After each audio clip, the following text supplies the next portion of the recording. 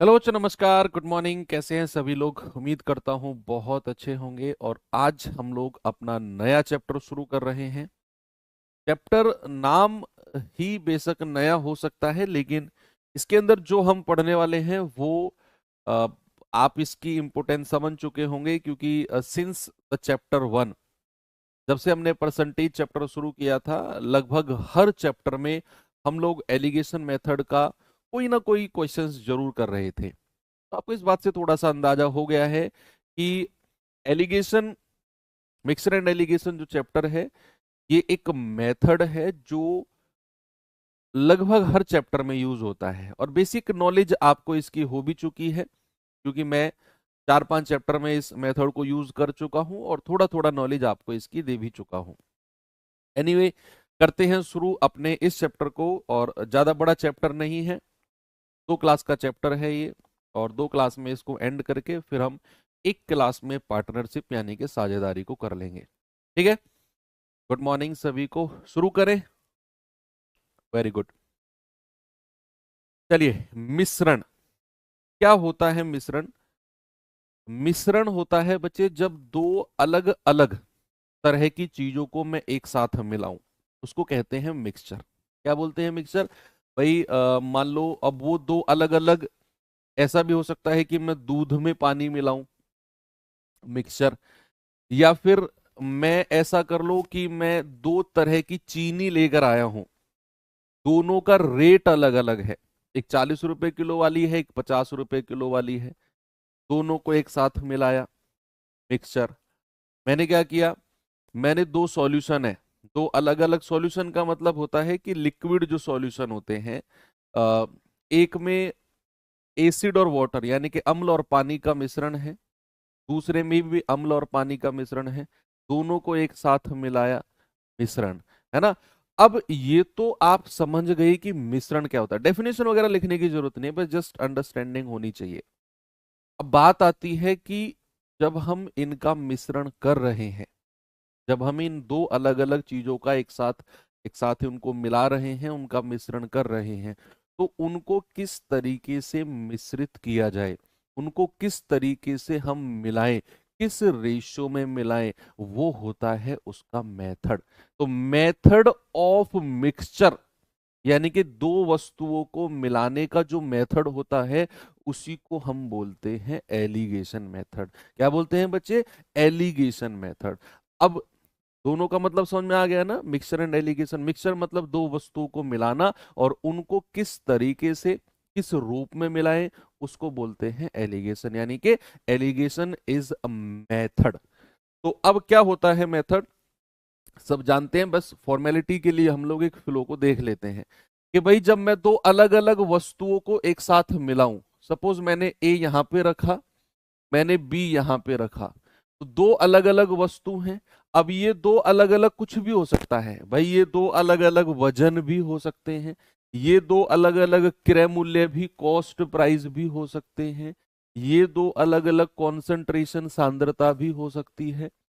तो मतलब वो सवाल के अकॉर्डिंग आपको थोड़ा सा देखने को मिलेगा। बस फिलहाल आप ये सोचो कि मैंने ए और बी, इन दोनों को मिलाया, और मिलाने के बाद एक नया मिश्रण तैयार होगा, एक नया मिक्सचर तैयार होगा। और जो नया मिक्सचर होगा बच्चे, उसे रखेंगे हम बिल्कुल बीच में, यहां पर हम उसे रखेंगे।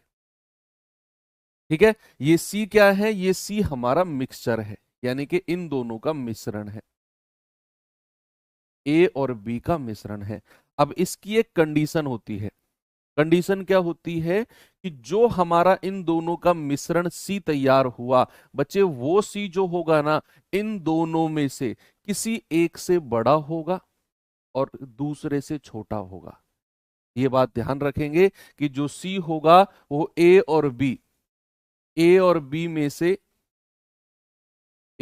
में से, किसी एक से बड़ा होगा, किसी एक से बड़ा होगा, और दूसरे से छोटा होगा।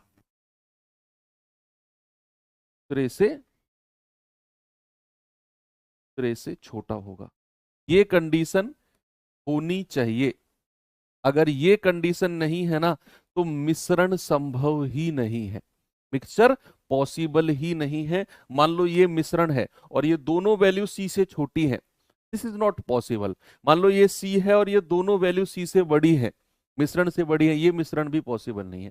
ये मान लो ये इसके बराबर है और एक इससे बड़ा है, वो चलेगा, वो चलेगा, लेकिन दोनों बड़े या दोनों छोटे नहीं होने चाहिए। बात समझ में आई?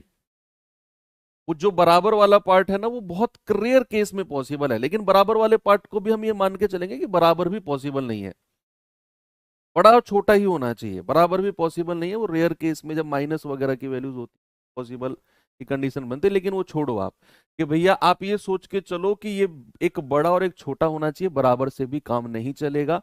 तो ये चीज समझ में आई आपको कि जो मिश्रण होता है वो ए और बी में से किसी एक से बड़ा होगा और दूसरे से छोटा होगा।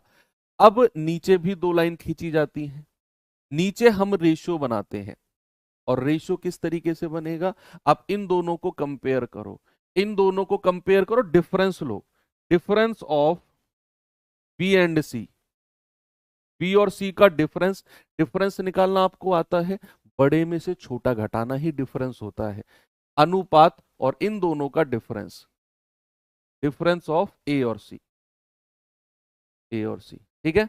ये रेशियो यहां पर हमारा नीचे बन के तैयार होता है। अब ये किस किस का रेशियो बनेगा, वो सारी कंडीशन हम सवाल में देखेंगे। ओके, ये तो आपको basic mixture sorry alligation method है। अब एलिगेशन मेथड के कुछ कॉम्प्लिकेशन है जिनको सॉल्व करना हम थोड़ा सा देखते हैं। भाई फॉर एग्जाम्पल, अब मैं 4-5 एग्जाम्पल कराऊंगा आपको, एग्जाम्पल्स, ठीक है।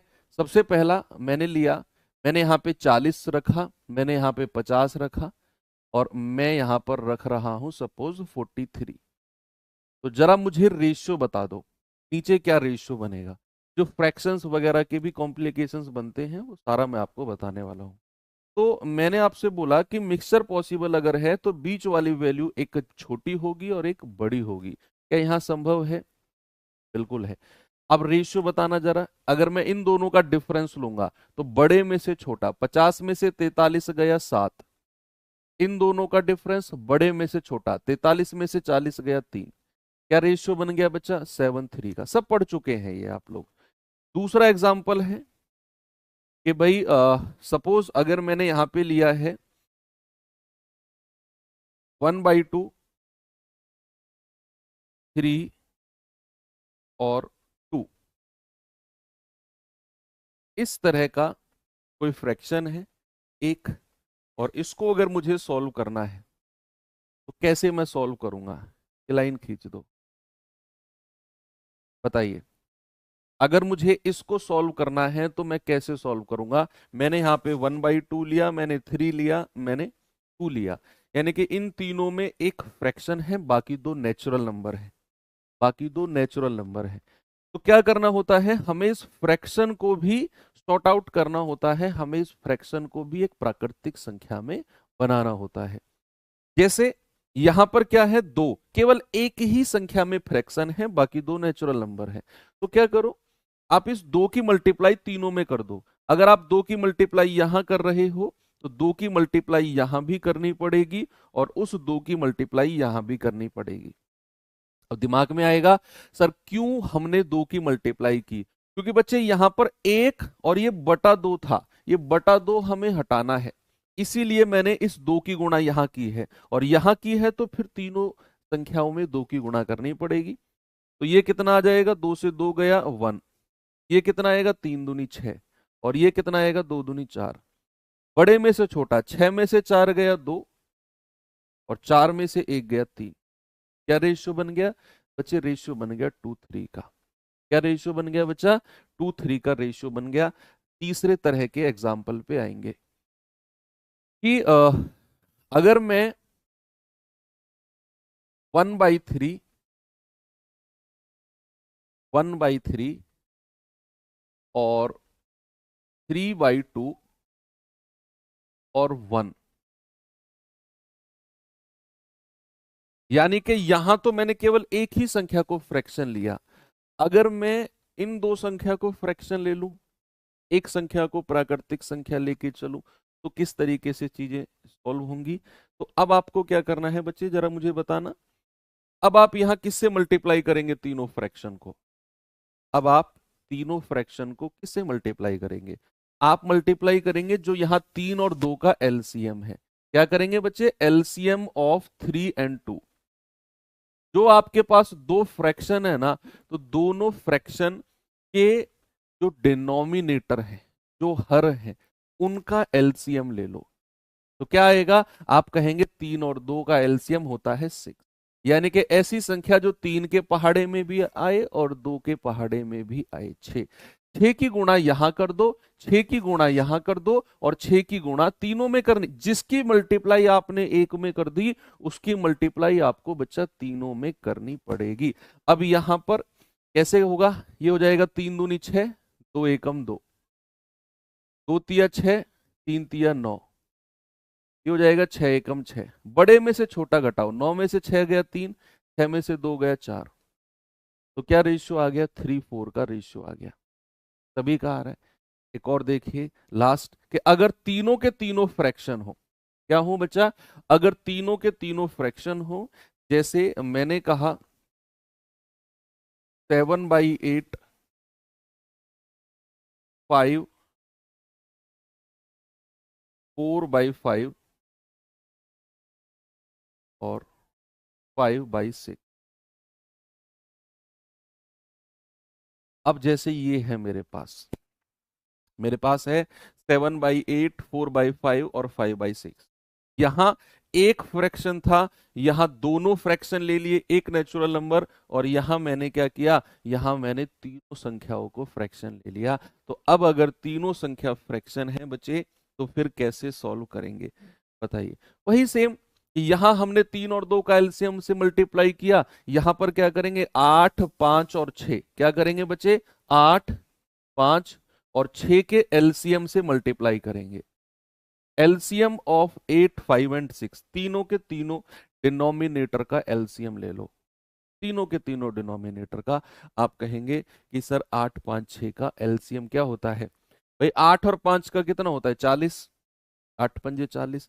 40 और 6 का एलसीएम होता है 120। एलसीएम लेना मैं सिखाऊंगा आपको, अभी एक चैप्टर आने वाला है। तो फिलहाल के लिए आप 8 और 5 का एलसीएम कुछ इस तरीके से जो आपने पहले पढ़ा है। 2 से काटो, 2 चौको 8, 5, 2 तिया 6, 3 से आओ 4 ऐसे ही रहेगा, 5 ऐसे रहेगा 1, फिर 4 से आ जाओ 1, 5, 1, फिर 5 से आ जाओ 1, 1, 1, 2 तिया 6 चौक 24 पंजे 120। कितना आ गया? 120। इस तरीके से आप निकाल लो। अब जो 120 एलसीएम आया है, इसकी मल्टीप्लाई तीनों में कर दो। यहां भी 120, यहां भी 120 और यहां भी 120, तीनों में करेंगे तो 8 से जाएगा 15 बार, 15 सत्ते 105, 5 से जाएगा 24 बार, 24 चौके 96, और 6 से जाएगा 20 बार, और 20 पंजे 100। बड़े में से छोटा घटाओ, 100 में से 96 गए 4, और 105 में से 100 गया 5। क्या रेशियो बनेगा? 4:5 का। सभी का बिल्कुल सही जवाब आ रहा है। ठीक है, आगे बढ़ सकता हूं मैं। ये इस तरह के कॉम्प्लिकेशंस थोड़े से आपको देखने को मिल सकते हैं, लेकिन अब आप इन्हें सॉर्ट आउट कर लेंगे। ओके, अब मैं अगर आगे चलूं, जैसे सपोज दैट मैंने यहां पे लिया 30, मैंने यहां पे लिया 40, और नीचे जो रेशियो है, नीचे का रेशियो है आपका 2:1 या 2:3। उल्टा कर दो, 3:2। और मैं आपसे कहता हूं ये मिश्रण वाली वैल्यू निकालो। क्या करो? ये मिश्रण वाली वैल्यू निकालो। कैसे निकले? अभी तक तो हमने क्या पढ़ा कि ये वाली और मिश्रण की वैल्यू दी हुई थी, हम बड़े में से छोटा घटा रहे थे और नीचे का रेशियो निकाल रहे थे। अब मैंने क्या कर दिया? अब मैंने इन दोनों को रखा, नीचे का रेशियो दे दिया, और आपसे पूछा बताओ मिश्रण की वैल्यू क्या होगी? मिश्रण की वैल्यू डेसिमल, डेसिमल को डेसिमल से घटा दो ना, डेसिमल में क्या दिक्कत है? डेसिमल तो फिर नॉर्मल संख्याओं की तरह है।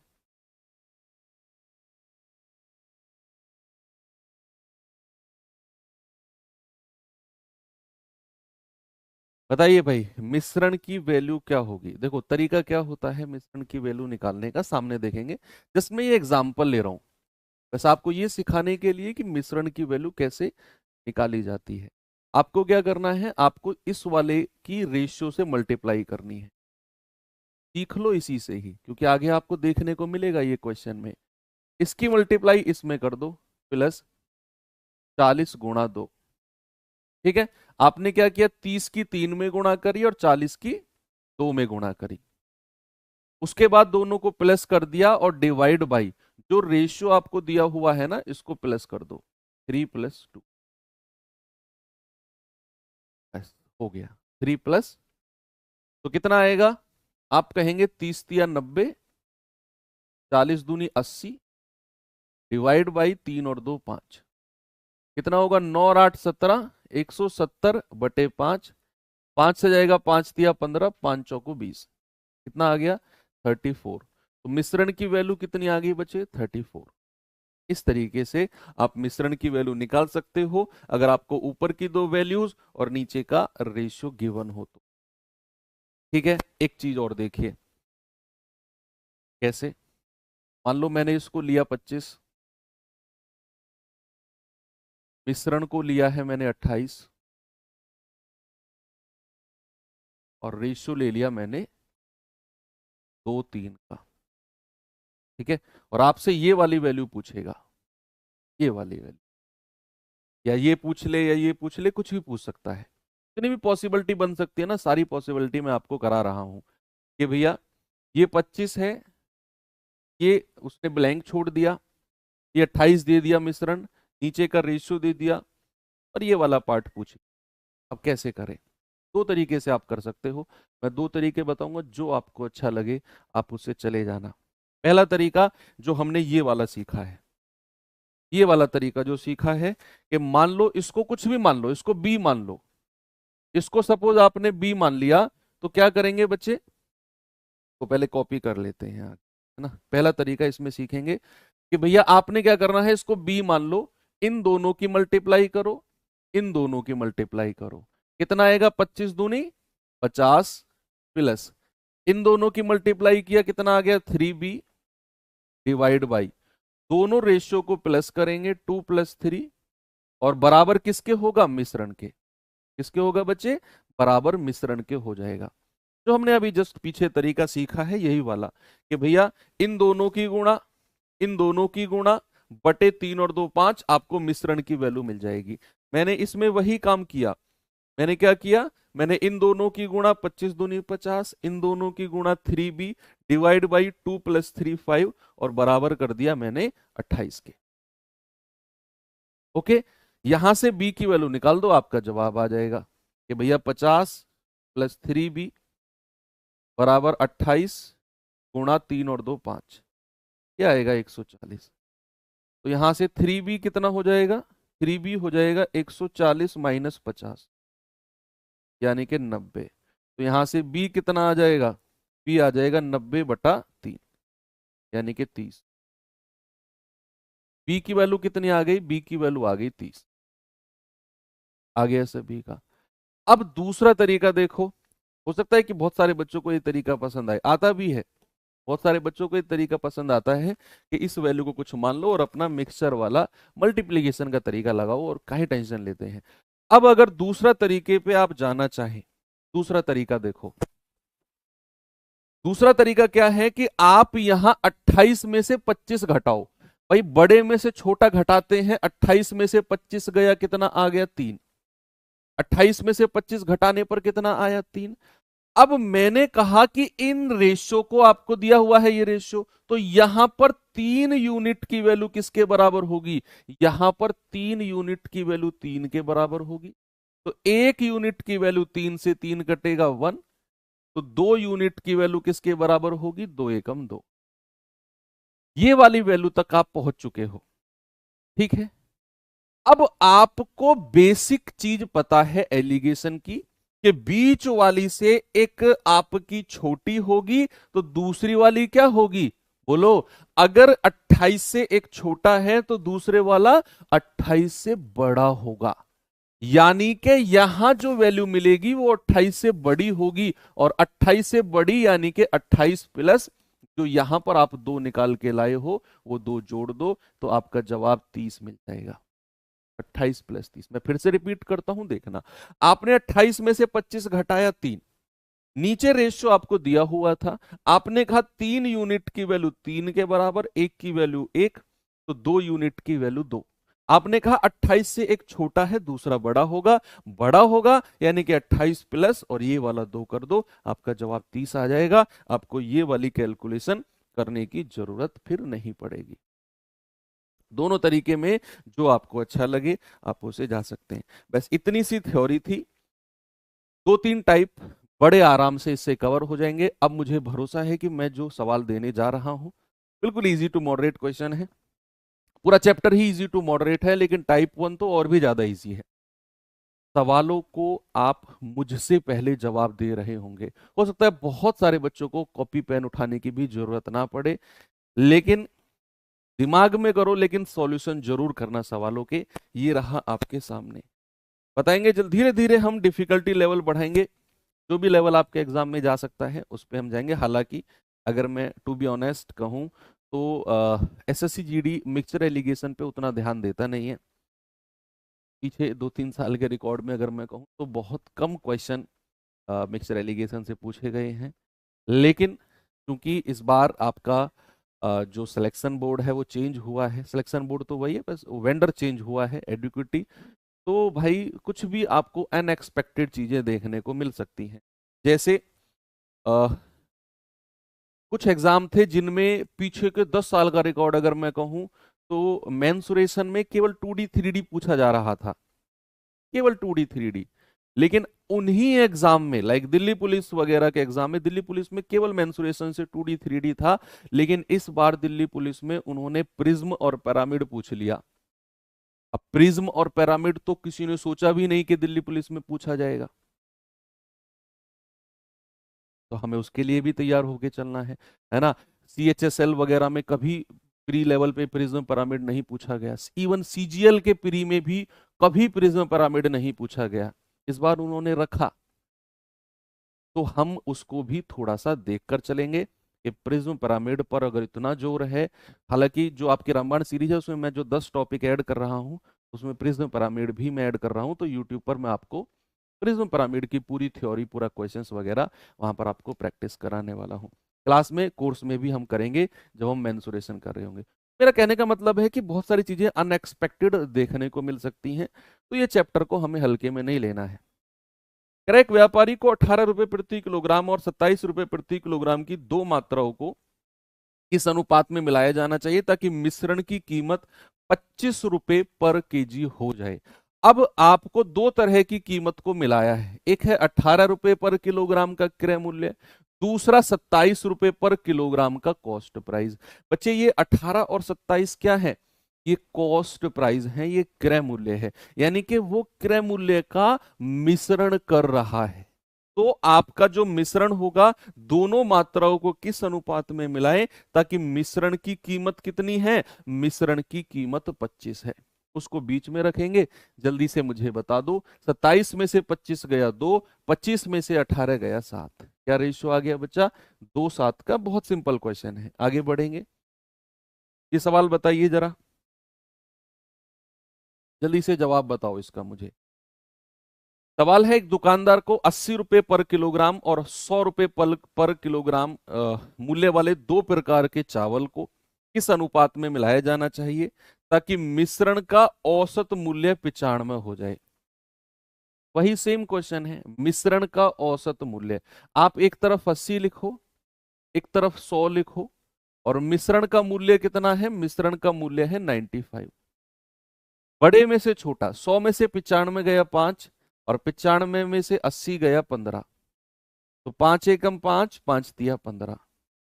क्या रेशियो हो गया बच्चा? 1:3 का रेशियो हो गया, यानी कि ऑप्शन नंबर बी हमारा सही है। एक और क्वेश्चन देता हूं, धीरे धीरे बढ़ेंगे, धीरे धीरे चीजें चेंज होंगी, आपको लगेगा ये सब बढ़िया चल रहा है। इस पे आएंगे। कह रहा है 40% अंगूर का रस का मिश्रण प्राप्त करने के लिए 25% अंगूर के रस में 45% अंगूर के रस को किस अनुपात में मिलाया जाना चाहिए? देखो, आपको ये पता होना चाहिए कि मिश्रण वाला पार्ट कौन सा है और जिन दोनों को मिला रहे हैं वो दोनों पार्ट कौन से हैं, ये बिल्कुल क्लियर होना चाहिए। ऐसा नहीं आंख बंद करके जो परसेंटेज पहले नंबर पे दिया हुआ है उसे यहां रखो, दूसरे नंबर वाला यहां, तीसरे नंबर वाला बीच में, ये रट्टाफिकेशन हो जाएगा। आपने सवाल में पढ़ा कि भाई 40% अंगूर का रस। सबसे पहले मुझे ये बताओ कि 40% अंगूर के रस का क्या मतलब है? ये क्या मात्रा है अंगूर की? क्या है ये 40% अंगूर का रस? मेरी समझ में नहीं आया, क्या है 40% अंगूर का रस?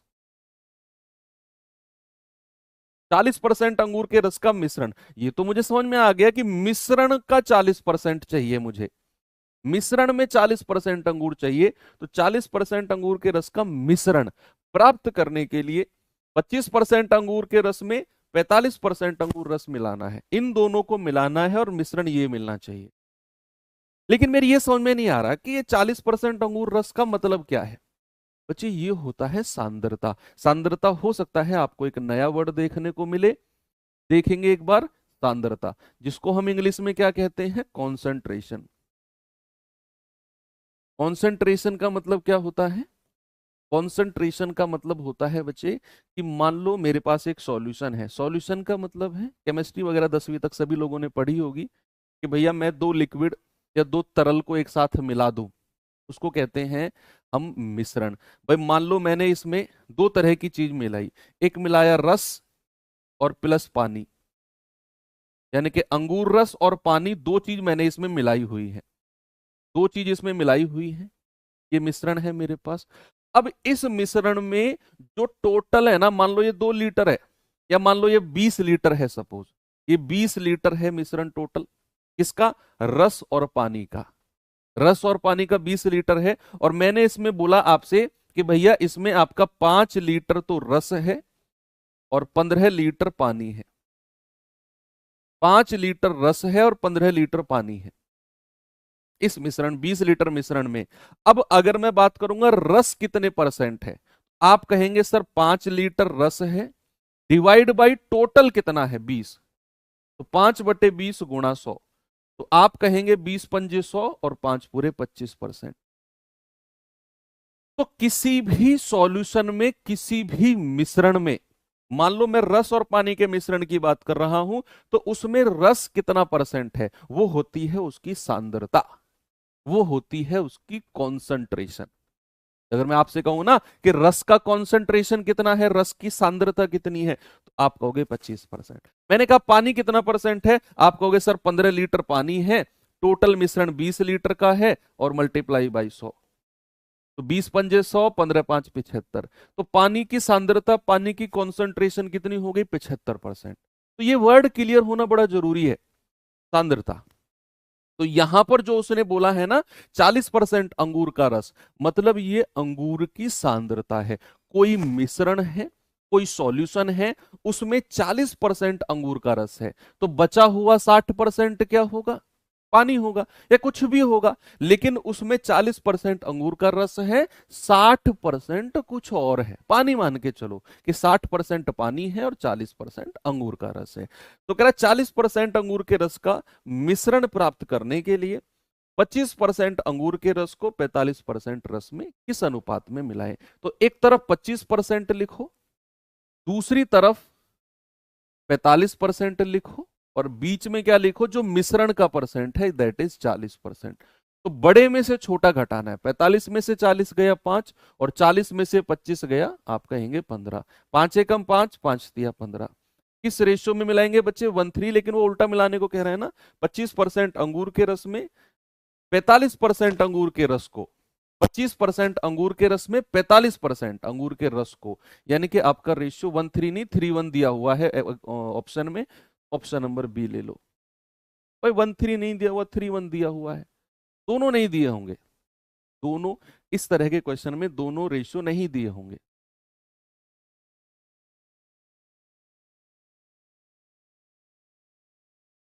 चलिए आगे बढ़ते हैं। क्वेश्चन कहाँ गया? अच्छा, एक तीसरा क्वेश्चन छोड़ दिया था क्या? इस पे आ जाओ। चलो ये सवाल देखेंगे बच्चे जरा।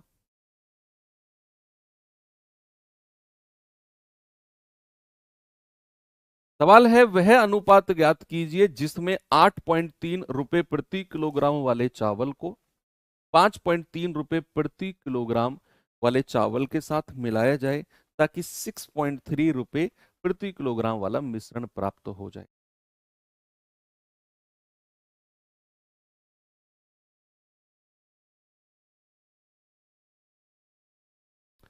जल्दी से मुझे जवाब बताओ क्या होगा।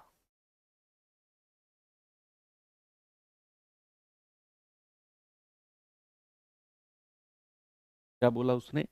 वह अनुपात ज्ञात कीजिए जिसमें 8.3 वाला चावल को 5.3 वाले चावल के साथ मिलाया जाए ताकि 6.3 रुपए प्रति किलोग्राम वाला मिश्रण तैयार हो जाए। क्या जवाब होगा? तो भैया एक तरफ 8.3 लिखो, दूसरी तरफ 5.3 लिखो, और जो मिश्रण का मूल्य है वो लिखो 6.3। देखो डेसिमल वाले केस में एक चीज आपको मैं बताऊं, अगर आप तीनों के साथ डेसिमल देख रहे हो, अगर आप तीनों के साथ देखो, मैं डेसिमल का आपको बता ही देता हूं। जैसे मैंने यहां पे लिखा 2.5, मैंने लिखा 1.8, और मैंने लिखा 2.1।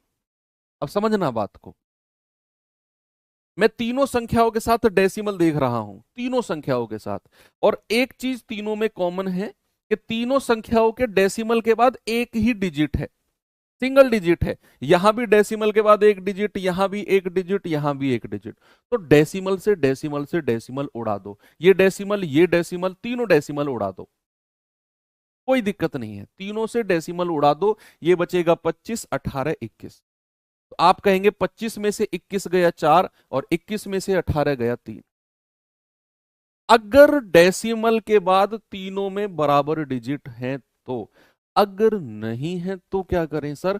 जैसे फॉर एग्जांपल अगर मैंने आपसे कहा कि ये ले लो 1.7, ये ले लो, या 1.5, ये ले लो 10.25, और यहां पर अगर मैं कहूंगा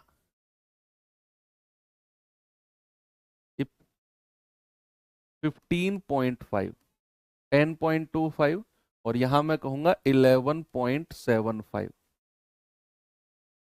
अब इस तरह का अगर आपको एलिगेशन मिल जाए तो क्या करेंगे बताइए? ये 15.5 है, 10.25 है, और आपका 11.75 है। अब यहां पर डेसिमल के बाद एक डिजिट, यहां पर दो डिजिट, और यहां पर दो डिजिट। ठीक है, अब मैं क्या करूंगा, मैं डेसिमल से डेसिमल नहीं हटा सकता हूं, मैं डेसिमल से डेसिमल नहीं हटा सकता हूं, क्योंकि डेसिमल के बाद यहां एक डिजिट है, यहां दो, यहां दो। तो आप किसी ऐसी संख्या की मल्टीप्लाई करो इन तीनों में कि ये डेसिमल हट जाए। बच्चे अगर मैं डेसिमल के बाद दो डिजिट देख रहा हूं, अगर मैं डेसिमल के बाद दो डिजिट देख रहा हूं, तो क्या मैं 100 की गुणा अगर मैं कर दूं तो क्या ये डेसिमल हट जाएगा? हाँ जी सर। तो यहां भी 100 की गुणा कर दो, ये वाला डेसिमल भी हट जाएगा, और फिर यहां भी 100 की ही गुणा करनी पड़ेगी। तीनों में फिर आपको 100 की मल्टीप्लाई करनी पड़ेगी। अब जैसे ही आपने डेसिमल के बाद दो डिजिट देखी और आप 100 की गुणा कर रहे हो, तो फिर ये 100 से डेसिमल हट जाएगा। क्यों? डेसिमल हटाओगे नीचे दो जीरो आएंगी, ये 100 से 100 गया। इस तरीके से यहां डेसिमल हटाओगे नीचे दो जीरो आएंगी, क्योंकि पॉइंट के बाद दो डिजिट है, 100 से 100 गया। यहां पॉइंट हटाओगे एक ही जीरो आएगी, एक डिजिट है, ये गया। तो ये कितना बचेगा? 1550। ये कितना आ जाएगा? 1025। और ये कितना आ जाएगा? 1175। ठीक है, अब आप यहां पर रेशियो बना लो, जो भी आपका बनेगा वो आपका काम है।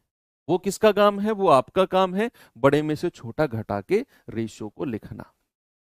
ठीक है, तो ये डेसिमल का खेल है। अब जैसे इस क्वेश्चन में मैं आया, कहां गया सवाल? ये रहा सवाल कि भैया ये 8.3 है, 5.3 है, और 6.3 है। अब यहां पर बच्चा मैं देख पा रहा हूं कि डेसिमल के बाद बराबर डिजिट है तीनों में, यहां भी, यहां भी, और यहां भी। तो क्या मैं डेसिमल से डेसिमल से डेसिमल उड़ा दूं? डेसिमल से डेसिमल उड़ा दो आप। तो आप कहोगे कि सर ये 83 है, 53 है, 63 है। 83 में से 63 गया 20, और 63 में से 53 गया 10। आपका रेशियो क्या होगा? 10 एकम 10, 10 दूनी। क्या रेशियो हो जाएगा? 1:2 का हो जाएगा। ऑप्शन नंबर ए हमारा सही है। ठीक है, आगे बढ़े। नेक्स्ट, ये सवाल देखिए जरा, बताओ बच्चे इसका जवाब मुझे क्या होगा। कह रहा सोना पानी से 17 गुना भारी है और तांबा पानी से 9 गुना भारी है। यानी कि सोने का कंपैरिजन भी पानी से किया गया और तांबे का कंपैरिजन भी पानी से किया गया। तो कह रहा है सोना पानी से 17 गुना भारी, तांबा पानी से 9 गुना भारी। किस अनुपात में धातुओं का मिश्रण किया जाए कि पूरी की पूरी धातु पानी से 12 गुना भारी हो जाए? देखो, उसने अलग अलग सोने का कंपैरिजन भी पानी से किया, उसने तांबे का कंपैरिजन भी पानी से। जब उसने दोनों को मिलाया तो मिश्रण का कंपैरिजन भी पानी से, तीनों का कंपैरिजन। तो क्या करो, सोना पानी से कितना गुना भारी? 17 गुना, यहां लिख दो। तांबा पानी से कितने गुना भारी? 9 गुना, यहां लिख दो। और मिश्रण को भी उसने पानी से ही कंपेयर किया है कि मिश्रण पानी से 12 गुना भारी, तो यहां लिख दो। और आप कहेंगे 17 में से 12 गए 5, 9 में से 12 में से 9 गया 3। ये रेशियो आपका हो गया। तीनों का कंपैरिजन पानी से किया था। ये बहुत पुराना सवाल है। चलिए इस टाइप का लास्ट क्वेश्चन करिए, फिर मैं थोड़ा सा चेंज आपको कराता हूं और उसमें थोड़ी सी मेहनत आपको करनी पड़ेगी, थोड़ी सी मेहनत करनी पड़ेगी बच्चे। सवाल है, एक दुकानदार ने 40 रुपए पर किलोग्राम तथा 47.5 रुपए पर किलोग्राम के दो प्रकार के चावल को इस प्रकार मिलाता है कि उसके पास टोटल 645 रुपए की लागत वाला 15 किलोग्राम मिश्रण तैयार हो जाए। उस चावल का वजन ज्ञात कीजिए जिसकी कीमत 47.5 रुपए पर केजी थी। अच्छा सवाल है। देखो, आपको उसने बोला है कि दो प्रकार के चावल हैं, एक की कीमत है 40 रुपए पर केजी और एक की कीमत है 47.5 रुपए पर केजी। सवाल ने दिया है ना कि 40 रुपए पर किलोग्राम और 47.5 रुपए पर किलोग्राम के दो चावल को मिक्स करना है। और जो मिश्रण तैयार होगा ना, वो 645 रुपए की लागत वाला 15 किलोग्राम का मिश्रण तैयार होगा। क्या मैं मिश्रण की कीमत बता सकता हूं 1 किलोग्राम की? भाई यहां जो मैंने किलोग्राम की कीमत ली है वो प्रति किलोग्राम, 1 किलोग्राम 40। यहां जो ली है वो प्रति किलोग्राम, 1 किलोग्राम 47.5। तो मिश्रण में भी 1 किलोग्राम की ही कीमत बताओ मुझे कि मिश्रण 645 रुपए की लागत वाला है और अगर 15 किलोग्राम का मिश्रण है तो 1 किलोग्राम का रेट क्या होगा मिश्रण का? तो आप कहेंगे सर मिश्रण की लागत, मिक्सचर की कीमत, मिश्रण की लागत जो होगी वो 645 तो टोटल है और डिवाइड बाई करेंगे किससे? 15 किलोग्राम से। 1 किलोग्राम की कीमत चाहिए, 15 चौको 60, 15 तिया 45, तो 43 रुपए पर केजी। मिश्रण की कीमत कितनी आ गई? 43, और उसे रखेंगे यहां पर। तो रेशियो कितना आ गया? 47.5 में से 43 गया तो आएगा 4.5 और 43 में से 40 गया तो आएगा 3। अब रेशियो तो सॉल्व करना आपको आता है कि अगर रेशियो में एक संख्या के बाद डेसिमल है, तो डेसिमल के बाद एक संख्या है, ये डेसिमल हटाओगे ना तो इधर एक जीरो लगा दो। भाई इधर डेसिमल के बाद एक डिजिट है तो वो डेसिमल हटा के वो जीरो इधर लगा दो। जो जीरो यहां डिवाइड में आएगी ना वो क्रॉस मल्टीप्लाई होके उधर चली जाएगी। क्यों मैं खामखा एक स्टेप बढ़ाऊं? मैं इसको डायरेक्ट सीखता हूं ना कि अगर मैंने डेसिमल हटाया तो एक जीरो इधर लग जाएगी, दैट्स इट। आप कहेंगे 15 दूनी 30 और 15 तिया 45। ये रेशियो जो बना है नीचे वजन का बना है। किसका? वजन का। लेकिन उसने इस क्वेश्चन में आपसे वजन का रेशियो नहीं पूछा, आपसे पूछा है कि भैया जिस उस चावल का वजन बताओ जिसकी कीमत 47.5 रुपए पर किलोग्राम है। यानी कि आपको 2 यूनिट की वैल्यू बतानी है। क्या बतानी है? 2 यूनिट की। और टोटल वजन कितना किलोग्राम है? 15 किलोग्राम। भाई टोटल कितने किलोग्राम का मिश्रण तैयार हुआ? 15 किलोग्राम का। तो क्या मैं ये बोल सकता हूं कि टोटल वजन कितना हुआ? 3 और 2 5, और 5 यूनिट की वैल्यू मेरे भाई क्या 15 किलोग्राम होगी? जो सवाल में दिया हुआ है उसने 15 केजी। क्या मैं ये बोल सकता हूं कि भैया टोटल 3 और 2 5 यूनिट की वैल्यू 15 केजी, 1 यूनिट की वैल्यू किसकी? 3 केजी। तो भैया 47.5 वाले का वजन कितना है? 2 यूनिट। तो 2 यूनिट की वैल्यू कितने आ जाएगी? 2 यूनिट की वैल्यू आ जाएगी मेरे भाई 6 किलोग्राम। और वही मेरा सही जवाब होगा ऑप्शन। बिल्कुल दावेदार है आपके एग्जाम में आने के लिए।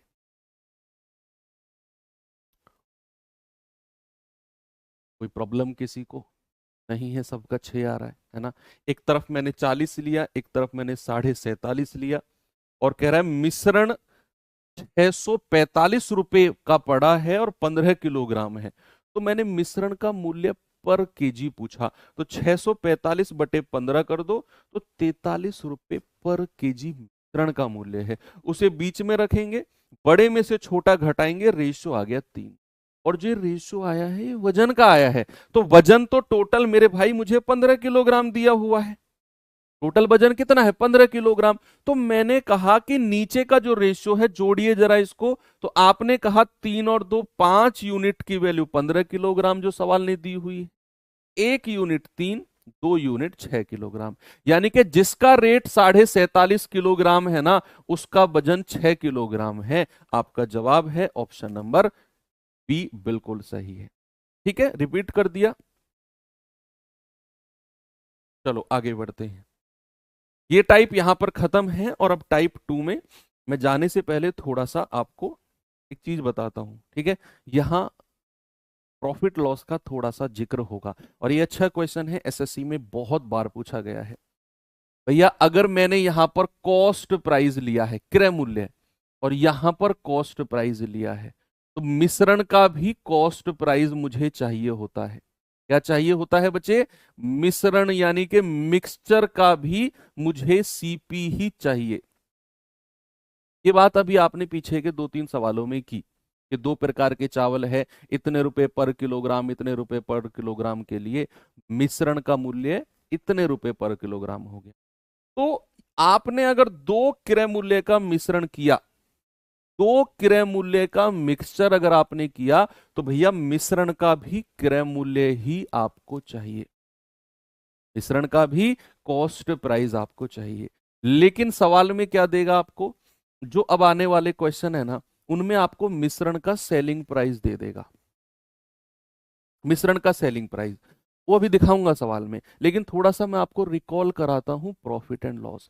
कि मान लो मुझे एक बात बताओ, किसी चीज का सेलिंग प्राइस, किसी वस्तु का जो सेलिंग प्राइस है ना बच्चे, वो 220 रुपए है, 220, और उस पर जो प्रॉफिट हुआ है वो 10% का प्रॉफिट है। तो क्या आप मुझे उसका कॉस्ट प्राइस बता सकते हो? ये तो बिल्कुल बच्चों वाला सवाल हो गया, प्रॉफिट लॉस में हमने पढ़ा था। अगर मैंने किसी वस्तु को 220 रुपए में बेचा और उस पर होने वाला प्रॉफिट 10% का है, क्या मैं उसका कॉस्ट प्राइस बता सकता हूं आपको? जल्दी से मुझे बताएंगे बच्चे, क्या उस वस्तु का कॉस्ट प्राइस बता सकता हूं?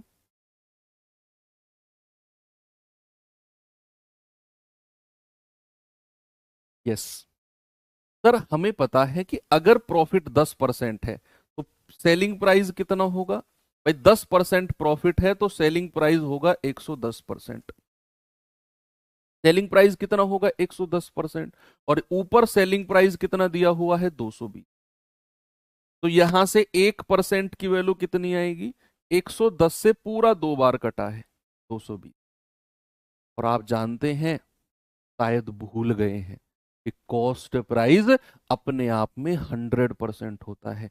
क्रय मूल्य अपने आप में क्या होता है बच्चा? 100%। और 100% की वैल्यू कितनी हो जाएगी? 200 रुपये। कितनी हो जाएगी बच्चा? 200 रुपये। ये आपका कॉस्ट प्राइस यानी कि क्रय मूल्य हमको मिल जाएगा 200। ठीक है, इस तरीके से आप कॉस्ट प्राइस निकालते हो, ये मैंने याद दिलाया है आपको। और ये बात ध्यान रखनी है यहां क्रय मूल्य, यहां क्रय मूल्य, तो मिश्रण का भी कॉस्ट प्राइस ही आपको। जरा सवाल देखेंगे एक बार, क्या है क्वेश्चन। जल्दबाजी मत करना इसे सॉल्व करने की, थोड़ा सा सोचना इसके बारे में, क्या होगा सवाल में।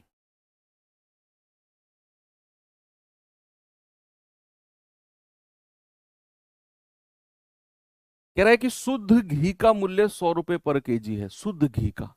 इसमें 50 रुपए पर किलोग्राम मूल्य वाले वनस्पति तेल की मिलावट करने के बाद एक दुकानदार इस मिश्रण को 96 रुपए प्रति किलोग्राम की दर से बेचता है, जिससे उसे 20% का लाभ होता है। बताइए दोनों को किस अनुपात में मिलाया, दोनों को किस रेशो में। देखो सवाल क्या है, उसके पास घी है, शुद्ध घी है एक दुकानदार के पास। अब वो शुद्ध घी नहीं बेचेगा, क्योंकि उसे पता है कि अगर मैं इसमें थोड़ा सा वनस्पति तेल मिला दूं तो काम चल जाएगा।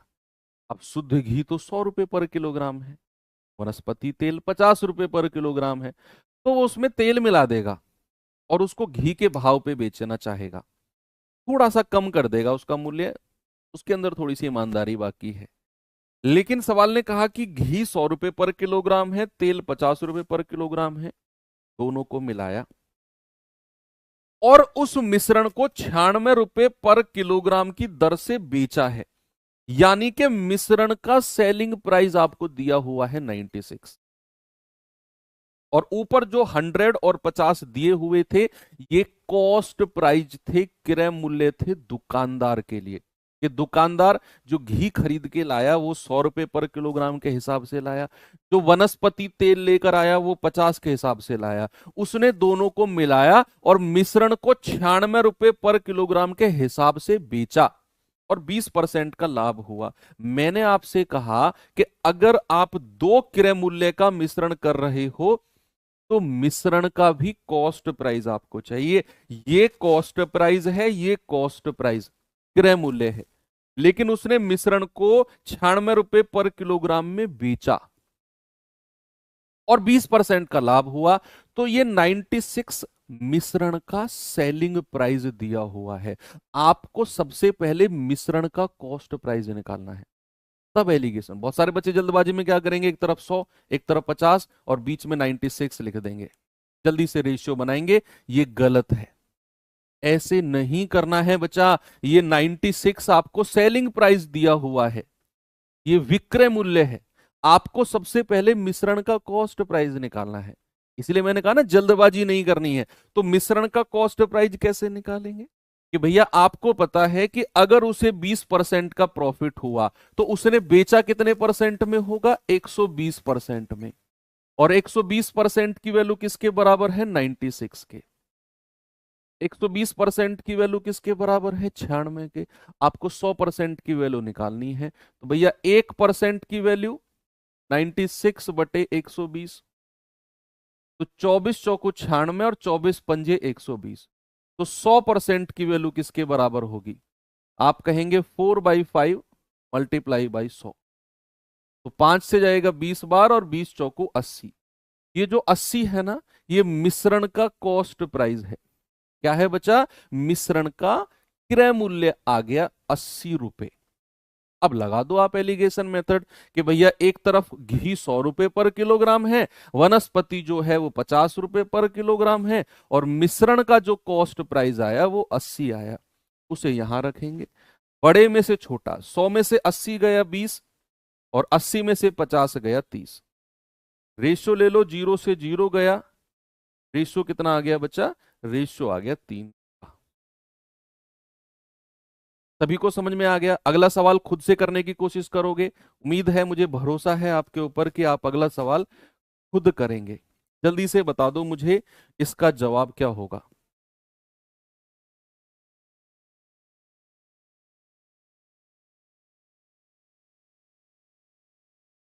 कह रहा है किराने वाले को 120 रुपए पर किलोग्राम और 130 रुपए पर किलोग्राम कि दो चाय को किस अनुपात में मिलाना चाहिए ताकि मिश्रण को 136.4 रुपए पर किलोग्राम में बेचकर उसने मिश्रण को 136.4 पर किलोग्राम में बेचा है, यानी कि ये उसका सेलिंग प्राइस है, ये उसका विक्रय मूल्य है, और ऐसा करने पर उसने 10% का लाभ कमा। तो you have to find the cost price of. आपको सबसे पहले क्या करना है, मिश्रण का क्रय मूल्य। एक कह रहा है 120 कैसे आया, बच्चे बहुत मुश्किल है। पिछले क्वेश्चन में 20% लाभ था, उसका मैंने 120 कैसे किया, अगर आपको ये पता नहीं है तो बहुत मुश्किल है फिर।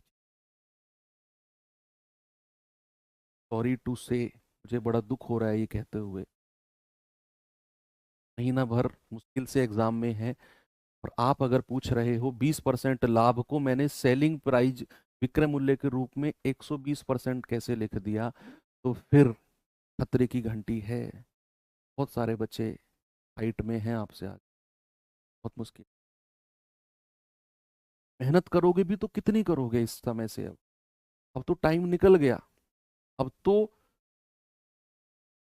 क्या कहूँ मैं, एक महीने में आप ये सीख पाओगे कि कैसे हम सेलिंग प्राइस का परसेंट निकालें। दुनिया बहुत आगे निकल गई बच्चे, अगर आप एक महीने पहले जागते, 20-25 दिन पहले जागते तो शायद बढ़िया रहता। का मतलब, मेरा कहने का मतलब है कि आपने अभी प्रॉफिट लॉस चैप्टर ही नहीं पढ़ा। कब पढ़ोगे उसे, समय भी नहीं बचा है। वो पढ़ोगे तो आगे का छूट जाएगा, आगे का पढ़ोगे तो वो छोटा रह जाएगा।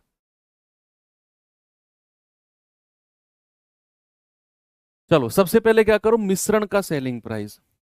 भाई 10% का प्रॉफिट अगर किसी वस्तु पर होता है तो उसे बेचा कितने परसेंट में जाएगा। अगर किसी भी वस्तु पर 10% का लाभ हुआ तो क्या उसका सेलिंग प्राइस 110% है। भाई अगर नुकसान है तो 100% में से माइनस करते हैं, और अगर प्रॉफिट है तो 100% में प्लस करते हैं। अगर उसने 10% का लाभ बोला है तो बच्चे उसका सेलिंग प्राइस कितना है, उसका सेलिंग प्राइस 110% है। 10% के प्रॉफिट का मतलब 110% में बेचा है, और उसकी वैल्यू 136.4 है। तो 100% की वैल्यू निकालनी है। 1% कितना हो गया, 136.4 बटे 110।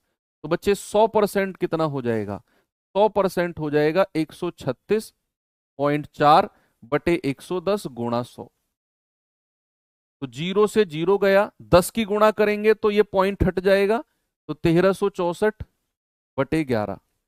तो 11 एकम 11, 2 11 दूनी 22, 11 चौक 44। तो 124 जो है बच्चे ये मिश्रण का कॉस्ट प्राइस आ गया। अब उसने कहा कि दो प्रकार के चाय हैं, एक 120 रुपए पर किलोग्राम है, दूसरी 130 रुपए पर किलोग्राम है, और जो मिश्रण तैयार हुआ, मिश्रण का कॉस्ट प्राइस 124 रुपए पर किलोग्राम है। घटाओगे 6, घटाओगे 4, 2 दूनी 4, 2 तिया 6, रेशियो कितना आ गया, 3:2 का। ऑप्शन नंबर सी क्या आ गया, ऑप्शन नंबर सी बिल्कुल सही है। आगे बढ़ते हैं, लास्ट क्वेश्चन इस टाइप का, फिर टाइप चेंज करता हूं मैं। जल्दी से जवाब बताओ मुझे।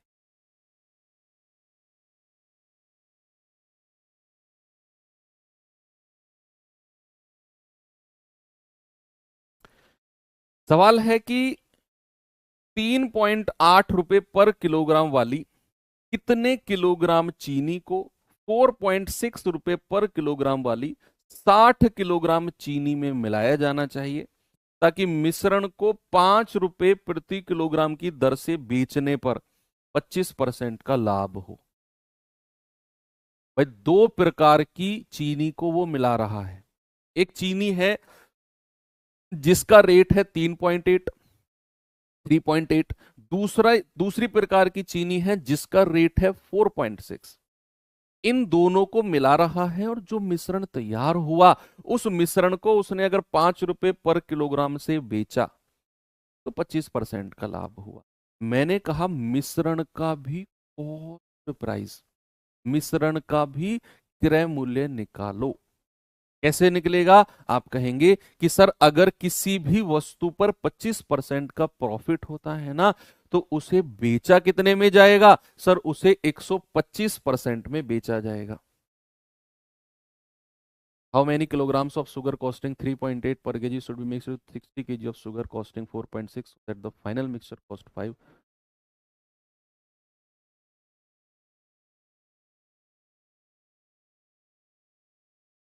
Sell at 5 rupees per kg and result in a 25% of cost. ठीक है, तो यहां पर 25% का प्रॉफिट का मतलब है 125% में बेचा गया और उसकी वैल्यू कितनी है 5।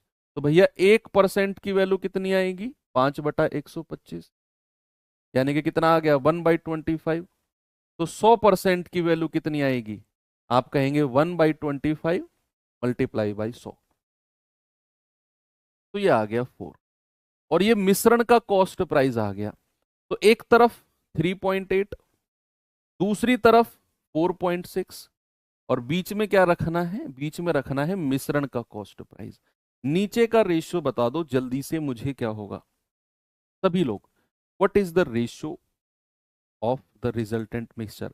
आप कहेंगे सर 4.6 में से 4 गया तो 0.6 आएगा, और 4 में से 3.8 गया तो 0.2 आएगा। क्या मैंने सही बोला, क्या मैंने यहां पर सही बोला कि नहीं, कि अगर मैं 4.6 में से 4 माइनस करता हूं तो 0.6, और 4 में से 3.8 माइनस करता हूं तो 0.2।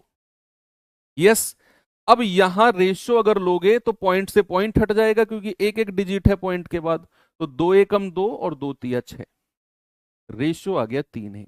लेकिन इस क्वेश्चन में उसने रेशियो नहीं पूछा। उसने क्या बोला है, उसने बोला है कि भाई साहब 3.8 रुपए पर किलोग्राम वाली कितने किलोग्राम चीनी, 4.6 प्रति किलोग्राम वाली 60 किलोग्राम चीनी में मिलाऊं।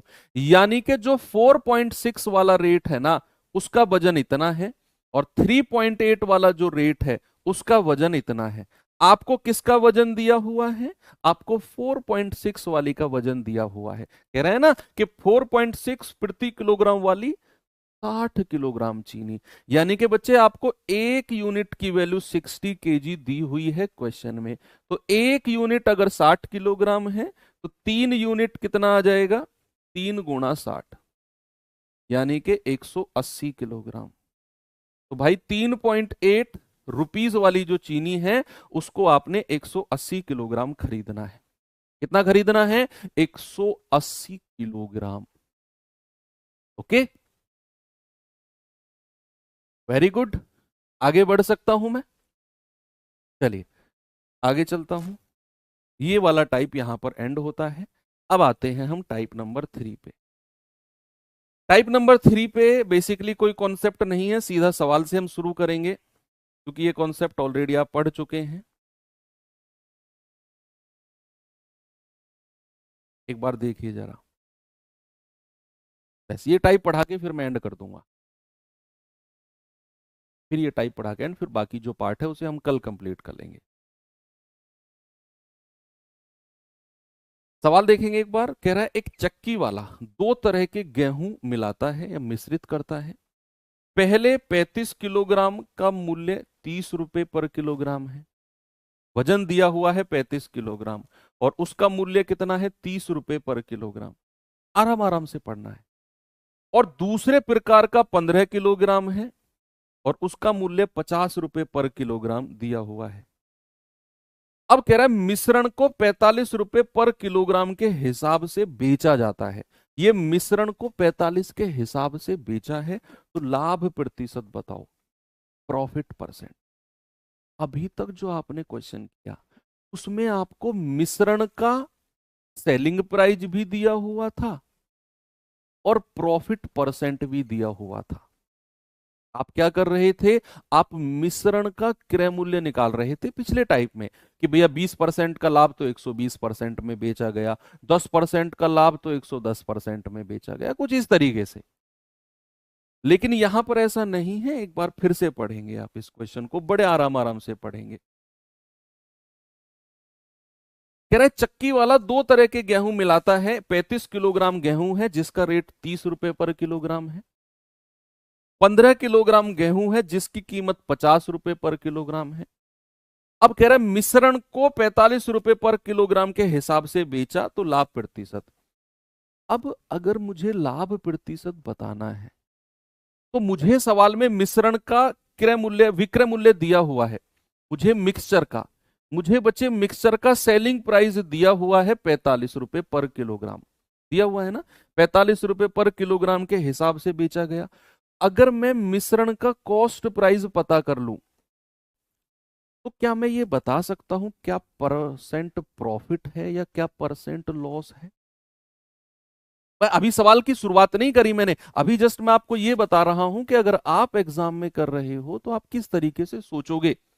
मुझे तो पता है कैसे करना है, क्या आंसर आएगा, मैं सीधा शुरू करके बता सकता हूं ऐसे ऐसे ऐसे ऐसे, यहां पे रखो यहां पे रखो ये उत्तर।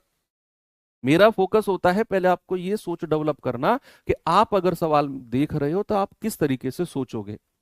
भाई उसने मिश्रण को 45 रुपए पर किलोग्राम के हिसाब से बेचा है, सेलिंग प्राइस मिश्रण का दिया, उसने लाभ प्रतिशत पूछा। अगर मुझे लाभ प्रतिशत बताना है तो क्या मुझे मिश्रण का कॉस्ट प्राइस पता करना पड़ेगा, अभी तो मैं बता पाऊंगा कि कितने परसेंट प्रॉफिट है या कितने परसेंट लॉस है। अब मेरा फोकस है मिश्रण का कॉस्ट प्राइस निकालने का, मिश्रण का क्रय मूल्य निकालने का। और वो कैसे आएगा, आपको दो तरह के चावल, भाई एक की कीमत 30 रुपए पर किलोग्राम है, ऊपर लिखो, कीमत को लिखना है, वजन नीचे आता है, वजन नीचे आता है, और दूसरे जो 15 किलोग्राम है उसकी कीमत 50 रुपए पर किलोग्राम है, और मिश्रण का कीमत निकालनी है और नीचे जो रेशियो लिखना है वो वजन का लिखना है, वजन का। तो भैया जिसकी कीमत 30 रुपए पर किलोग्राम थी उसका वजन कितना था, 35 किलोग्राम। जिसकी कीमत 50 रुपए पर किलोग्राम थी उसका वजन कितना है, 15 किलोग्राम। रेशियो ले लो, 5 तिया 15 और 5 सत्तू 35। क्या ये मिश्रण का क्रय मूल्य नहीं निकाल पाओगे आप? क्या आप मिश्रण का कॉस्ट प्राइस निकाल सकते हो कि नहीं, बोलिए। अच्छा आप लोग मुझे एक बात बताओ, जो बिल्कुल 10 बजते ही, कुछ लोग हैं 5-7 लोग हैं रेगुलर, में उनके नाम भी मेरे याद हो गए हैं, जो 10 बजते, मेरे कहने के बावजूद भी 10 बजते ही वो कहते हैं सर छोड़ दो टाइम हो गया, उनका क्या करूं मैं? पोल करिए, वोट करिए, आप लोग जो आप कहेंगे वो कर दूंगा मैं आज, क्योंकि मैं 4-5 दिन से उनको ये 10 बजते ही 2-3 मिनट उनके ऊपर मेरी वेस्ट होती है कि भाई आपको जाना है जाओ मत लिखो, और मुझे उनके नाम पता है, वो रोज फिर 10 बजते कहते हैं सर टाइम हो गया छोड़ दो, सेम बंदे हैं वो, 2-3-4 लोग हैं, शायद या तो जानबूझ के डिस्टर्ब करते हैं कि 2-3 मिनट हमारे ऊपर वेस्ट हो। आप लोग वोट करिए, आप कहोगे सर ब्लॉक कर दो, ब्लॉक कर दूंगा, अगर आप कहोगे कि सर कोर्स ही हटा दो, मैं कोर्स हटा दूंगा, क्योंकि आप लोग हो बड़ी संख्या में और 2-3 लोगों की वजह से आपका टाइम वेस्ट नहीं होना चाहिए। उनका मैं कोर्स बता दूंगा, उनकी बुराई मैं झेल लूंगा, मैंने बहुत लोगों की बुराई झेली है ऐसे पिछले 4-5 साल में, मैं फेमस हूँ इस मामले में, कोर्स हटवाने के मामले में। अननेसेसरी जो लोग होते हैं उनके मैं कोर्स हटवा देता हूँ, फिर उनकी कॉल्स भी आती हैं बाद में कि सर कोर्स मैं नहीं करता एक्टिवेट, क्योंकि आप पढ़ने वाले बच्चे हो ही नहीं। ब्लॉक, ब्लॉक का ज़्यादा ऑप्शन है, ठीक है ब्लॉक करवा देता हूँ उनको फिर आगे से, ठीक है कोर्स नहीं हटवाते हैं, ब्लॉक करवा देते हैं, ओके डन। ठीक है आज मैं टीम को बोल दूंगा कि अगर 10 बजे किसी भी बच्चे का मैसेज आए कि सर टाइम हो गया बंद कर दो, तो अगले दिन से उनको ब्लॉक कर दिया जाए। ओके आज छोड़ दे रहा हूँ, आज छोड़ दे रहा हूँ। ठीक है रोज हम क्यों यार 5-5 मिनट में रोज वेस्ट कर रहा हूँ 10 बजते ही, कि भाई टाइम 10:20 पे छोड़ूंगा और आपका टाइम 10:15 10:20 का है, लेकिन फिर भी उनको नहीं मैसेज करना कि टाइम हो गया, मुझे याद दिलाते हैं वो लोग, डिस्टर्ब करते हैं। आज लास्ट उनके ऊपर टाइम वेस्ट किया है हमने, कल से नहीं करेंगे। तो भाई यहां पर ये 30 है और ये 50 है, इसके वजन का रेशियो आ गया 7:3। आपको क्या करना है, मिश्रण का कॉस्ट प्राइस, आपको क्या करना है, मिश्रण का कॉस्ट प्राइस निकालना है। क्यों? क्योंकि मिश्रण का सेलिंग प्राइस 45 दिया हुआ है और प्रॉफिट परसेंट पूछ रहा है। अगर मुझे प्रॉफिट परसेंट बताना है तो मुझे मिश्रण का कॉस्ट प्राइस बताना पड़ेगा, तभी मैं बता पाऊंगा कि उसे कितने परसेंट में बेचा गया है, प्रॉफिट या लॉस में। तो आपको ये वाली वैल्यू निकालना मैंने सिखाया ना, कैसे कि इस 30 की गुणा 7 में कर दो, कितना आ गया, 7×3 = 21 210, और इस 50 की गुणा 3 में कर दो, 50×3 = 150, और डिवाइडेड बाई 7 + 3 कितना, 10। सामने देखेंगे सभी बच्चे, मैंने क्या बोला, 30 की 7 में गुणा करो 210, और 50 की 3 में गुणा करो 150, और डिवाइड बाई 7 + 3 10। तो जोड़ेंगे जरा, कितना आएगा बच्चा, 360, तो ये हो गया, डिवाइड बाई 10, तो मिश्रण का क्रय मूल्य कितना आ गया, 36। ये 36 बच्चे मिक्सचर का कॉस्ट प्राइस आपको मिल चुका है। अब क्या आप मुझे बता सकते हो, क्या आप मुझे बता सकते हो कि किसी भी चीज को अगर 36 में खरीद के 45 में बेचा गया, कितने परसेंट का प्रॉफिट होगा? क्या बता सकते हो आप मुझे कि किसी भी चीज को अगर मैंने खरीदा है 36 में और बेचा है, सवाल में दिया हुआ है बेचा है 45 में, तो कितने परसेंट का प्रॉफिट होगा? सर प्रॉफिट हुआ है 9 रुपए का, और परसेंट में बताना है तो 9 बटे, और नीचे कॉस्ट प्राइस को रखना है गुणा 100, तो 9 चौक 36 और 4 से जाएगा 25 बार, यानी कि भाई साहब 25% का प्रॉफिट है। कितना है बच्चे? 25% का प्रॉफिट। ओके, सभी लोग बड़े आराम से कर सकते हैं इसको, कोई समस्या किसी को नहीं है। ठीक है, आगे बढ़ूं, एक और सवाल दूं ऐसा ही। चलिए इसका जवाब बताएंगे बच्चे जरा मुझे, क्या होगा?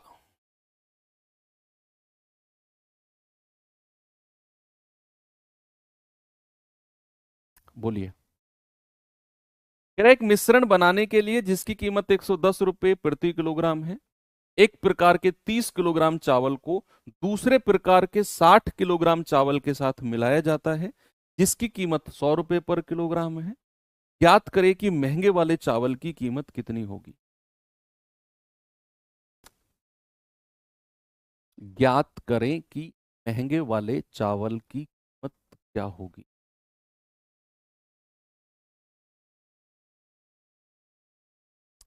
देखो, मिश्रण बनाने के लिए जिसकी कीमत 110, यानी कि मिश्रण की कीमत कितनी दे रखी है? मिश्रण की कीमत है 110। देखो सवाल को पढ़ के आपको ये चीज फिल्टर करनी होती है, कौन सी वैल्यू किसकी दी हुई है, और ये सवाल पढ़ के ही आपको मिलेगा। ये सवाल पढ़ के ही आपको मिलेगा कि मिश्रण की कीमत 110 रुपए पर किलोग्राम है, तो उसे बीच में रखना है। मिश्रण की कीमत को कहां रखना होता है बच्चा? बीच में। हर किसी की वैल्यू अपने आप में फिक्स है। अब कह रहा है कि एक 30 किलोग्राम वाला चावल है, दूसरा 60 किलोग्राम है। एक 30 किलोग्राम वाला है, दूसरा 60 किलोग्राम है, ऐसे चावल के साथ मिलाया जाए जिसकी कीमत 100 रुपए पर किलोग्राम है, जिसकी कीमत 100 रुपए पर किलोग्राम है। ठीक है, तो आपसे कह रहा है कि 30 किलोग्राम वाला तो एक प्रकार का चावल है, दूसरा 60 वाला है, तो वजन का रेशियो नीचे आता है। एक 30 किलोग्राम यहां लिख दो, 60 यहां लिख दो, वजन नीचे आता है। और जो 60 किलोग्राम वाला चावल है उसकी कीमत 100 रुपए दी हुई है। 60 किलोग्राम वाले ऐसे चावल के साथ मिलाया गया जिसकी कीमत 100 है, तो 60 वाले की कीमत ऊपर लिखो, 100 यहां पर, और आपको ये वाली कीमत पता करनी है। मैं कह रहा हूं आपको सवाल पढ़ के हर चीज फिल्टर करनी आनी चाहिए। आपके दिमाग में क्लियर होना चाहिए कि जो वजन का रेशियो है वो नीचे आएगा, वजन का रेशियो नीचे आएगा, मिश्रण बीच में रहेगा, और मिश्रण का भी क्रय मूल्य, हर चीज दिमाग में क्लियर होनी चाहिए कि वजन का रेशियो नीचे आएगा, मिश्रण का क्रय मूल्य यहां रहेगा, अलग अलग क्रय मूल्य यहां पे रहेंगे। सवाल पढ़ा कि मिश्रण का क्रय मूल्य दिया हुआ है 110, मैंने अपनी जगह पे रख दिया उसे। कह रहा है दो प्रकार के, एक 30 किलोग्राम वाला चावल है, दूसरा 60, मैंने नीचे लिखकर रेशियो बना दिया। फिर कह रहा है जो 60 रुपए, सॉरी, जो 60 किलोग्राम चावल है उसकी कीमत 100 रुपए है, उसकी कीमत को ऊपर लिख दिया। दूसरे वाले की कीमत आपसे पूछी। क्या यहां तक आप पहुंच सकते हो? मैंने सिखाया आपको पहुंचना यहां तक, बिल्कुल सिखाया है। आप बड़े में से छोटा घटाओ, 110 में से 100 गया 10, तो एक यूनिट की वैल्यू 10 हो गई, तो 2 यूनिट की वैल्यू कितनी हो जाएगी? 10 गुणा 2, दैट इज 20। कितनी हो गई बच्चे? 20। अब आप जानते हैं कि बीच वाली से एक छोटा है तो दूसरा क्या होगा? दूसरा बड़ा होगा सर। तो 110 में क्या जोड़ना पड़ेगा? 20। तो क्या मिलेगा मुझे? 130 मिल जाएगा। आपका सही जवाब बिल्कुल करेक्ट है, ऑप्शन नंबर बी। क्या जवाब है? Option number B. बस ये फिल्टर दिमाग में रहना चाहिए, कौन सी चीज कहां पर आएगी। वजन का रेशियो नीचे आएगा, मिश्रण का क्रय मूल्य बीच में आएगा, और जो अलग अलग क्रय मूल्य है वो ऊपर आएंगे। अब जो सवाल में दिया हुआ है उठा के अपनी अपनी जगह पर उन्हें रखते रहो। एक सवाल देता हूं, जरा इस सवाल का जवाब बताइए, इसके बाद लास्ट क्वेश्चन है। सवाल है कि 18 रुपए पर किलोग्राम के मूल्य वाले 5 किलोग्राम गेहूं को 2 किलोग्राम दूसरे प्रकार के गेहूं के साथ मिलाकर 20 रुपए पर किलोग्राम वाला मिश्रण तैयार किया गया, तो महंगे वाले गेहूं का मूल्य क्या होगा? अब आपको जो जो चीज दी हुई है उसको अपनी अपनी जगह पे लिखो। एक 18 रुपए पर किलोग्राम वाला है तो यहां लिख दो। आगे कह रहा है कि 18 रुपए पर किलोग्राम वाला 5 किलोग्राम गेहूं है, उसे 2 किलोग्राम दूसरे गेहूं के साथ मिलाया गया, यानी कि दोनों का वजन का रेशियो नीचे आ गया। ये 5 किलोग्राम, ये 2 किलोग्राम। आगे बढ़ो, कह रहा है कि मिलाकर 20 रुपए प्रति किलोग्राम का मिश्रण तैयार किया गया, यानी कि जो ये 20 रुपए पर केजी है ना, ये मिश्रण का कॉस्ट प्राइस दिया हुआ है, तो उसे अपनी जगह पे रख दिया। हर चीज अपनी अपनी जगह पे हो गई, ये वाली वैल्यू आपको पता करनी है। अगर दिमाग में अपनी अपनी जगह वाले प्लेस क्लियर रहेंगे, ये कंफ्यूजन होगा ही नहीं कौन सी चीज कहां पर आएगी, कौन सी चीज ऊपर लेनी है, किसका रेशियो नीचे लेना है। बस एक लाइन दिमाग में क्लियर रखो, वजन का रेशियो नीचे, मिश्रण का कॉस्ट प्राइस बीच में, और अलग अलग जो कॉस्ट प्राइस है वो ऊपर आएंगे। ये 3 लाइन क्लियर रखो बस। भाई वजन दिया हुआ था, एक 5 किलोग्राम, दूसरा 2 किलोग्राम, नीचे आएगा सर ने बोला है। मिश्रण को 20 रुपए पर किलोग्राम का मिश्रण तैयार हुआ, बीच में आएगा सर ने बोला है। एक 18 रुपए पर किलोग्राम वाला था, ऊपर लिख दिया, दूसरा पता करना है। पहुंच सकते हो यहां तक? बड़े आराम से पहुंच जाओगे। आप कहोगे बड़े में से छोटा घटा दो, 20 में से 18 गया 2, तो 2 यूनिट की वैल्यू 2, 1 यूनिट की वैल्यू 1, तो 5 यूनिट की वैल्यू 5। अब आपको पता है एक छोटा है तो दूसरा बड़ा होगा, यानी कि 20 में ये 5 जोड़ेगा तो कितना आ जाएगा? 25 आ जाएगा। तो आपका जवाब है बच्चे 25, that is option number B. क्या है? 25।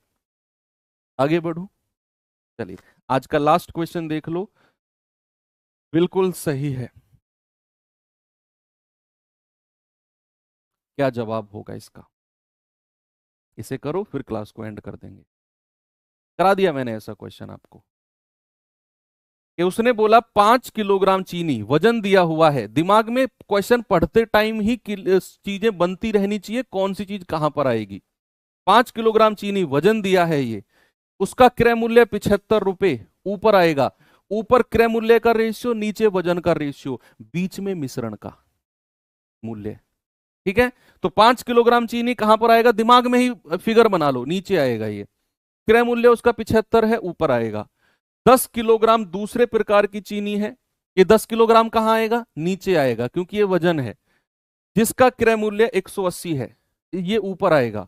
कह रहा आपस में मिलाया गया और 300 रुपए पर किलोग्राम में बेच दिया। अब जैसे ही ये वर्ड आपने देखा ना, बेच दिया, यानी कि मिश्रण का विक्रय मूल्य दिया हुआ है। ये बच्चे क्या दिया हुआ है? मिश्रण का सेलिंग प्राइस दिया हुआ है 300 रुपए, क्योंकि उसने मिश्रण को 300 रुपए में बेचा है। अब कह रहा है कि लाभ प्रतिशत बताओ। बच्चे अगर आपको लाभ प्रतिशत बताना है तो you have to find the cost price of मिश्रण।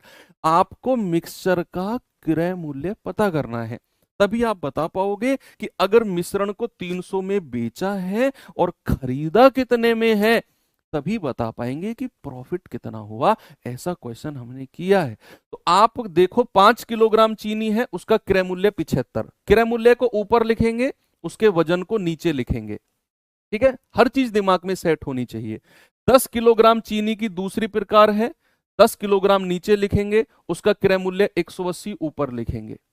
इसका रेशियो ले लो वजन का, 5 एकम 5, 5 दूनी 10, और आपको मिश्रण का कॉस्ट प्राइस बताना है।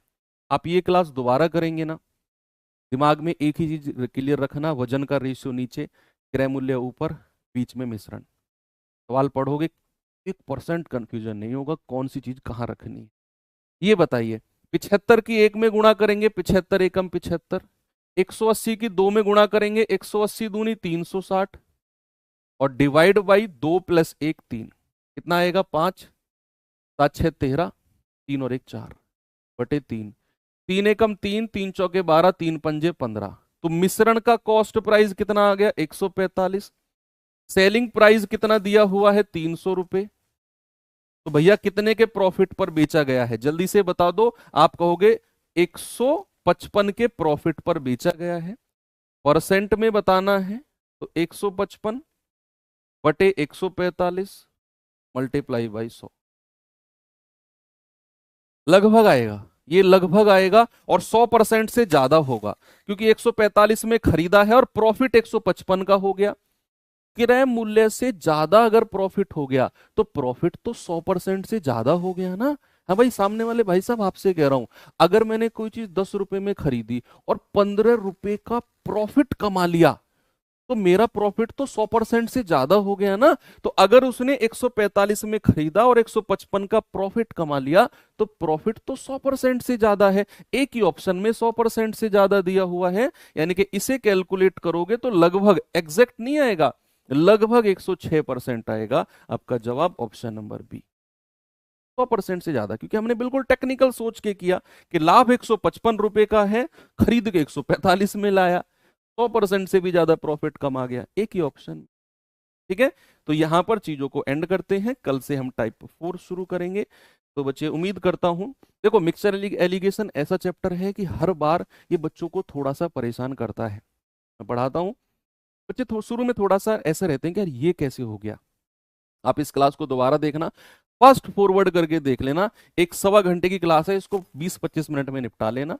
रात के टाइम सोने से पहले आपको सारी चीजें, कॉपी पेन लेकर बैठने की जरूरत नहीं है, ऐसे लेटे लेटे भी देख लोगे ना तो जो डाउट अब आए हैं दिमाग में वो क्लियर हो जाएंगे। बाकी मिलेंगे कल के सेशन में। Thank you, have a nice day, जय हिंद।